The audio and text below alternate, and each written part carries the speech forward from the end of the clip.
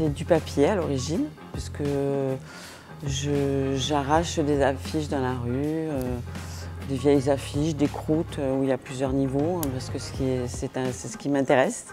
En fait, c'est une petite archéologie du papier.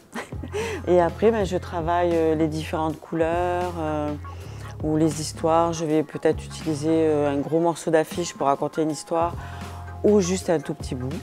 Sinon, je peux aussi utiliser que des papiers pour la couleur aussi, qui vont s'intégrer à une histoire que je vais créer totalement.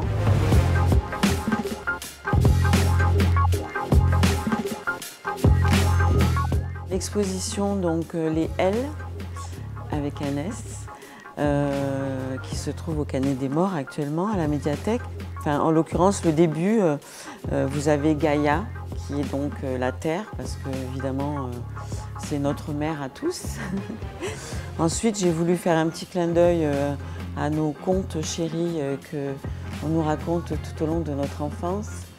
Et j'ai créé des Grimhild qui sont toujours, évidemment, ou des princesses ou des reines qui sont mauvaises. Enfin, la femme dans les contes est assez malmenée. J'ai fait aussi un hommage à la Deuxième Guerre mondiale sur des femmes qui ont évidemment travaillé dans les usines, eu un rôle assez important pendant la Deuxième Guerre mondiale. Et puis tout le mouvement MeToo qui est arrivé dernièrement il y a quelques années maintenant, où les femmes ont enfin pris la parole.